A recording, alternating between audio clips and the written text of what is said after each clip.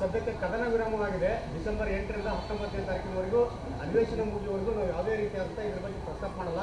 High command ಏನು ಹೇಳುತ್ತೆ ಅದೇ ನಮ್ಮ ತೀರ್ಮಾನ, ನಾವಿಬ್ಬರು ಒಂದಾಗಿದ್ದೀವಿ ಅನ್ನೋವಂಥದ್ದು ಹೇಳಿಕೆಯನ್ನು ಕೊಟ್ಟಿದ್ದಾರೆ ಸರ್. ಯಾವುದೇ ಗೊಂದಲ ಇಲ್ಲ, ನಮ್ಮಲ್ಲಿ ಯಾವುದೂ ಗೊಂದಲ ಇಲ್ಲ ಅಂತ ಅಲ್ಲ ಅವರು ಹೇಳಲ್ಲ. ಇವತ್ತು ಹೈಕಮಾಂಡಿನ ಯಾರು ಕರ್ನಾಟಕದ ಇನ್ಚಾರ್ಜ್ ಆದಂಥ ಸುರ್ಜೇವಾಲಾ ಅವರು ರಾಷ್ಟ್ರೀಯ ನಾಯಕರಾದಂಥ AICC ಅಧ್ಯಕ್ಷರಾದಂಥ ಮಲ್ಲಿಕಾರ್ಜುನ್ ಖರ್ಗೆ ಅವರು, ಸೋನಿಯಾ ಗಾಂಧಿ ಅವರು, ರಾಹುಲ್ ಗಾಂಧಿ ಅವರು, ಅದೇ ರೀತಿಯಲ್ಲಿ ಮುಖ್ಯಮಂತ್ರಿಗಳಂಥ ಸಿದ್ದರಾಮಯ್ಯನವರು ಅವರೆಲ್ಲರೂ ಕೂಡ ಕುಂತು ಸ್ಪಷ್ಟವಾಗಿ ಹೇಳಲ್ಲ. 5 ವರ್ಷಗಳ ಕಾಲ ಮುಖ್ಯಮಂತ್ರಿ ಸಿದ್ದರಾಮಯ್ಯರಂದು ಹೇಳಲ್ಲ. ಅಲ್ಲ, ಗೊಂದಲದ ಬಗೆಹರಿಸ್ಕೊಂತೀವಿ ಅಂದ್ರೆ ಹೆಂಗೆ ಬಗೆಹರಿಸ್ಕೋಬೇಕು? ಅವ್ರು ಕದನ ವಿರಾಮ ಮಾಡ್ತಾರೋ ಇಲ್ಲಿದ್ರಿಗಿನ ಸ್ವಯಂ ಘೋಷಣೆಯಿಂದ ಅವರೇ ವಿರಾಮ ಆಗ್ತಾರೋ ಅದು ಮುಖ್ಯ ಅಲ್ಲ. ಅವ್ರಿಗೆ ಏನನ್ನ ನೈತಿಕತೆ ಇದ್ರಿಗೆ, ಈ ರಾಜ್ಯದಲ್ಲಿದ್ದಂಥ ಜನರ ಬಗ್ಗೆ, ಡೆಮೊಕ್ರೆಟಿಕ್ ಬಗ್ಗೆ, ಸಂವಿಧಾನದ ಬಗ್ಗೆ ಗೌರವ ಇದ್ರಿಗಿನ ಅವ್ರು ಘೋಷಣೆ ಮಾಡಲಿಲ್ಲ.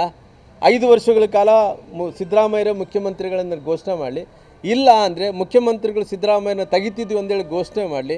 ಇಲ್ಲದ್ರೆ ಯಾರು ಮುಖ್ಯಮಂತ್ರಿಗಳು ಆಗ್ತಾರನ್ನಂಥ ಹೆಸರನ್ನಾಗಲಿ ಘೋಷಣೆ ಮಾಡಿ. ಆ ದಲಿತರು ಮಾಡ್ತೀರಾ, ಮುಂದುವರಿದಂಥವ್ರು ಜನರು ಮಾಡ್ತೀರಾ, ಎಸ್ಟಿಗಳು ಮಾಡ್ತೀರಾ, ಯಾವ ಜನಾಂಗದವ್ರು ಮಾಡ್ತೀರಿ, ಯಾರು ನಾಯಕರು ಮಾಡ್ತೀರಿ ಅಂತೇಳಿ ಹೇಳೋದನ್ನ ಹೇಳ್ರಲ್ಲ.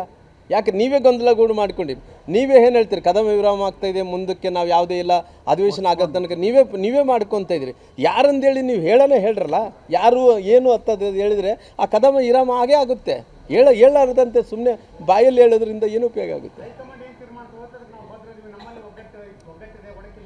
ಏನು ಸುಮ್ಮನೆ breakfast meeting, lunch meeting, dinner meeting, ಇದು ಸುಮ್ಮನೆ ನಾಟಕ.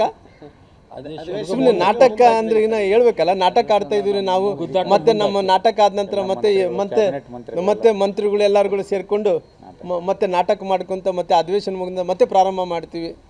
ಅಧಿವೇಶನದಲ್ಲಿ ಬಿಜೆಪಿಯನ್ನ ಯಾವ ರೀತಿ ಕಟ್ಟಿ ಹಾಕ್ಬೇಕನ್ನೋ ಸ್ಟ್ರಾಟಜಿ ಮಾಡಿದೀವಿ ಇವತ್ತಿನ ಬ್ರೇಕ್ಫಾಸ್ಟ್ ಹೇಳ್ತಾ ಇದ್ದಾರೆ.